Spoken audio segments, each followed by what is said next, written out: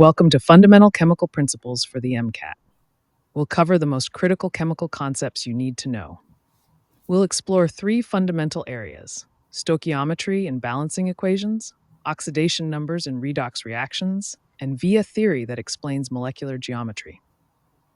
Let's start with stoichiometry, which is fundamental to understanding chemical reactions on the MCAT. Stoichiometry involves the quantitative relationships between reactants and products in a chemical reaction. Let's balance this propane combustion equation. First, we identify the unbalanced equation. We start by balancing carbon. 3 carbon atoms on the left means we need 3 CO2 molecules on the right. Then balance hydrogen. 8 hydrogen atoms on the left means we need 4 water molecules on the right. Finally, balance oxygen. We need 5 oxygen molecules on the left to match the 10 oxygen atoms on the right. Molar relationships are key to stoichiometry calculations. From this balanced equation, we can determine that 1 mole of propane requires 5 moles of oxygen and produces 3 moles of carbon dioxide and 4 moles of water. To calculate mass relationships, convert moles to grams using the molar masses of each substance. Let's work through an example. How many grams of carbon dioxide form from 22 grams of propane? We convert grams to moles, apply the molar ratio, then convert back to grams. Now let's explore oxidation numbers, which are crucial for understanding redox reactions on the MCAT. Oxidation numbers represent the hypothetical charge an atom would have if electrons were completely transferred. There are key rules for assigning oxidation numbers. Free elements have oxidation numbers of 0. Monoatomic ions have oxidation numbers equal to their charge. Group 1 metals have +1, and Group 2 metals have +2. Hydrogen usually has +1, while oxygen usually has -2. Halogens typically have -1, and the sum of all oxidation numbers equals the net charge of the compound. Let's look at some examples of assigning oxidation numbers. In water, each hydrogen has an oxidation number of +1, and oxygen has -2. The sum equals 0, confirming the molecule is neutral.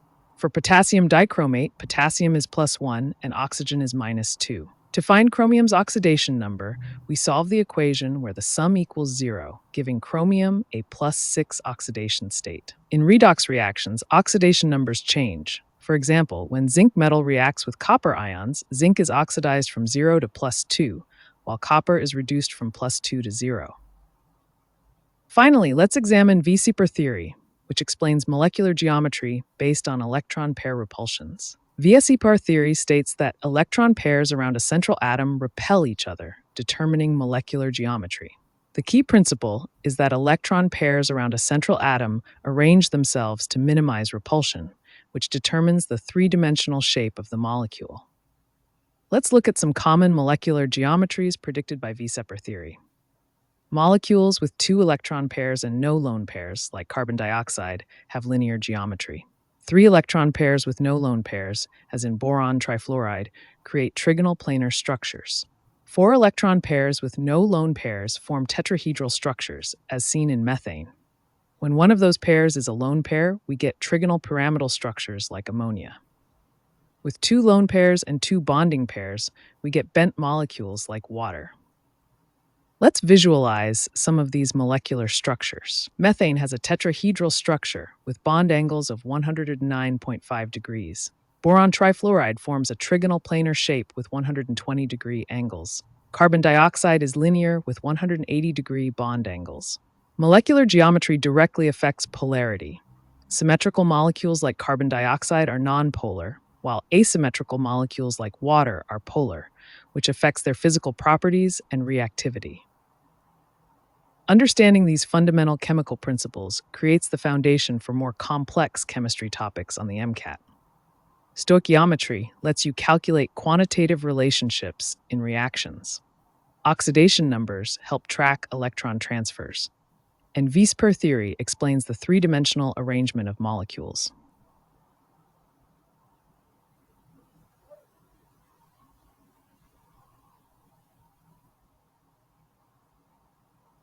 Boyle's law states that pressure and volume are inversely proportional when temperature and moles are constant. Charles' law states that volume is directly proportional to temperature when pressure and moles are constant.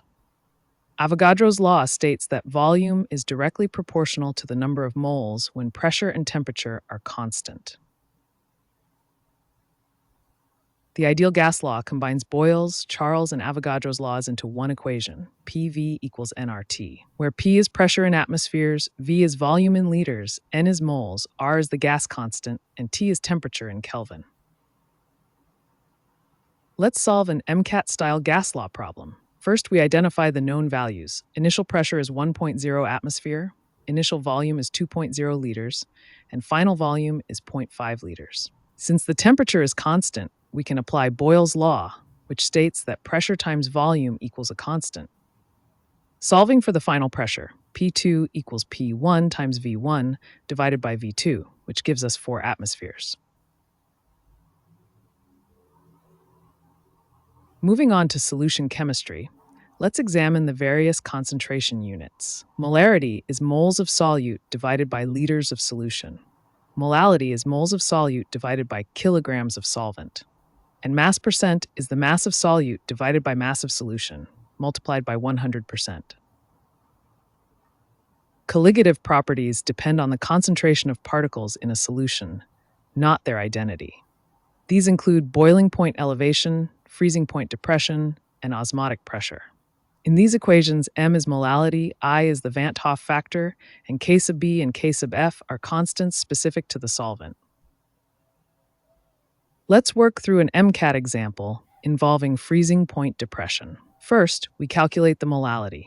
We convert 10.0 grams of glucose to moles, then divide by 0.1 kilograms of water to get 0.556 molal. Next, we apply the freezing point depression formula.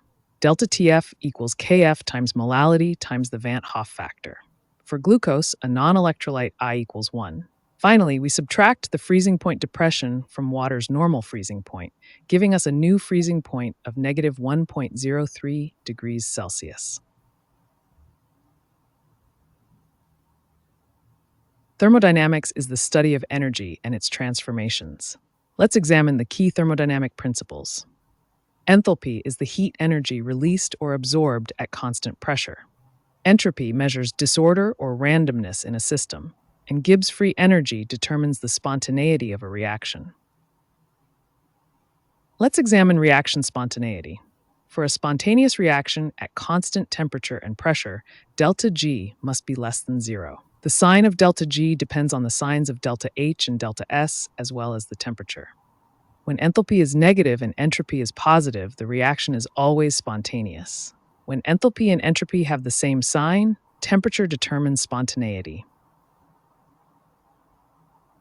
Finally, let's examine the relationship between thermodynamics and equilibrium. The standard Gibbs free energy change is related to the equilibrium constant by the equation delta G standard equals negative RT natural log of K equilibrium. When delta G standard is negative, K equilibrium is greater than 1, meaning products are favored at equilibrium. When delta G standard is positive, reactants are favored. When delta G standard equals 0, neither reactants nor products are favored.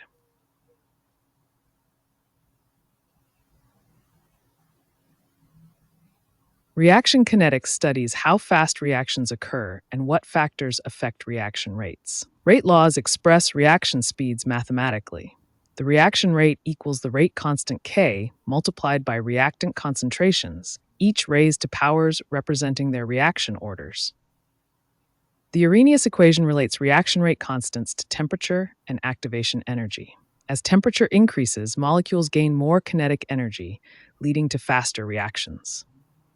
This reaction coordinate diagram shows the energy changes during a reaction. The activation energy is the energy barrier reactants must overcome. Catalysts provide alternative reaction pathways with lower activation energies, increasing reaction rates without being consumed or changing the overall energy change of the reaction.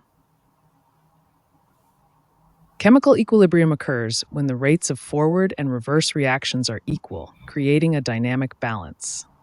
For a general reaction, the equilibrium constant Kc is expressed as the concentration of products raised to their stoichiometric coefficients divided by reactants raised to their coefficients. For gas phase reactions, we can also use partial pressures instead of concentrations to express Kp. Le Chatelier's principle states that when a system at equilibrium is disturbed, the equilibrium shifts to counteract the disturbance. For this ammonia synthesis reaction, we can predict how the equilibrium will respond to various stresses. Adding reactants shifts equilibrium toward products, while adding products shifts it toward reactants. Pressure changes affect reactions involving gases. Increasing pressure shifts equilibrium toward the side with fewer gas molecules. For this reaction, higher pressure favors ammonia production. Temperature changes affect exothermic and endothermic reactions differently. Since ammonia formation is exothermic, lower temperatures favor product formation, while higher temperatures favor reactants. Acid-base chemistry is fundamental to many biological and chemical processes. The pH scale measures the concentration of hydrogen ions in solution. The pH scale typically ranges from 0 to 14, with 7 being neutral. Values below 7 indicate acidic solutions, while values above 7 indicate basic solutions. pH is defined as the negative logarithm of hydrogen ion concentration. Similarly, pOH measures hydroxide ion concentration. In water at 25 degrees Celsius, pH plus pOH equals 14. Buffer solutions resist changes in pH when acids or bases are added. They typically consist of a weak acid and its conjugate base, or a weak base and its conjugate acid. The Henderson-Hasselbalch equation relates pH to the ratio of conjugate base to acid. When these concentrations are equal, the pH equals the pKa of the acid. Titration curves plot pH against the volume of added base. The curve's shape depends on the acid's strength. The equivalence point occurs when the acid is completely neutralized. The buffer region occurs where the solution best resists pH changes, typically around the pKa of the acid. This flat portion of the curve demonstrates the buffer's effectiveness. Electrochemistry examines the relationship between electricity and chemical reactions. A galvanic cell converts chemical energy into electrical energy. In a galvanic cell, spontaneous redox reactions occur at separate electrodes. The anode is where oxidation occurs, while reduction happens at the cathode. A salt bridge connects the half cells, allowing ion flow to maintain electrical neutrality without direct mixing of solutions. Electrons flow through an external circuit from the anode to the cathode, generating electrical current that can be measured or used to perform work. At the anode, zinc metal is oxidized to zinc ions, releasing electrons. At the cathode, copper ions accept electrons and are reduced to copper metal. Standard reduction potentials measure the tendency of species to be reduced by gaining electrons.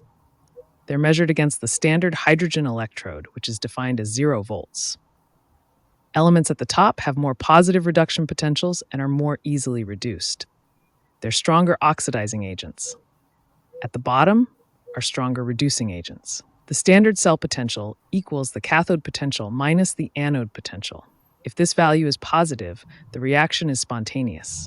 Cell potential relates directly to Gibbs free energy. A negative delta G corresponds to a positive cell potential, indicating a spontaneous reaction. The Nernst equation relates cell potential under non-standard conditions to the standard cell potential and reaction quotient. At 25 degrees Celsius, we can simplify the equation to this form, making calculations more straightforward. The equation accounts for how cell potential varies with concentration. As reactants are consumed and products form, Q increases and the cell potential decreases. On the MCAT, these concepts frequently appear in passage-based questions. Here are strategies for approaching them efficiently. For kinetics problems, focus on identifying reaction order from data, calculating rate constants, and analyzing rate-determining steps in mechanisms.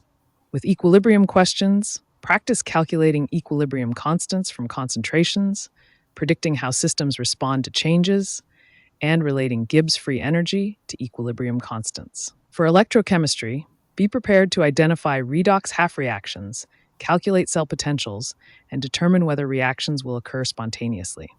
Remember that mastering these reaction dynamics concepts is essential for success on the MCAT chemistry section.